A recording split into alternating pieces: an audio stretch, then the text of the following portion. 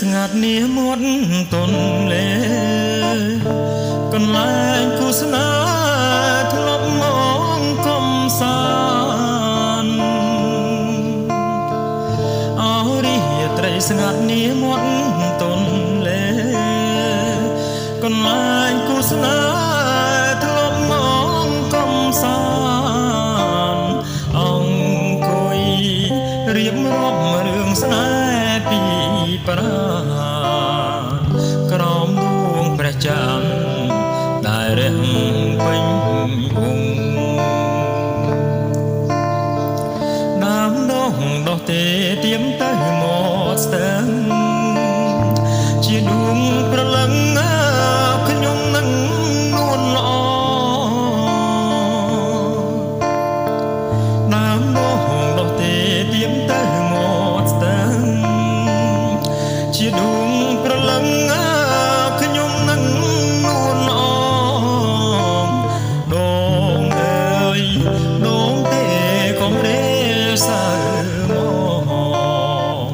ជួយចាំខ្ញុំផងចំរឿងស្នេហាយប់យន់ត្រជាក់ខ្យល់ធ្លាក់រំភើយក្របងហើយក្លែបក្លិនកនថាក្លិនកាចំបៃក្លិនស្រីជីវ៉ាជីវិតស្នេហាប្រាថ្នាគ្រប់ជាតិគូខ្ញុំបាប្រត់គឺប្រត់ដោយកម្មមិនមែនចិត្តនោមឲ្យខ្ញុំឃ្លៀងឃ្លាតគូខ្ញុំបាប្រត់គឺប្រត់ដោយកម្មមិនមែនចិត្តនោមឲ្យខ្ញុំឃ្លៀងឃ្លាតជាតិនេះជួបហើយជាតិក្រោយជួបទៀតសូមជួបគ្រប់ជាតិកុំឃ្លាតសោះឡើយ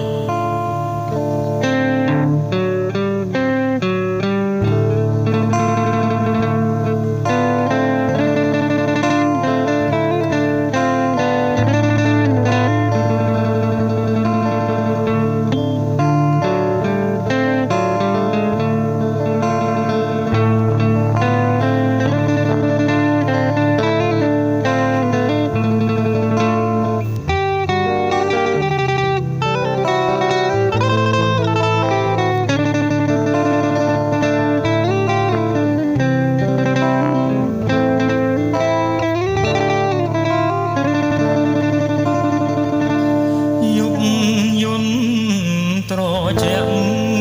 ខ្យល់ធ្លាក់រំភើយ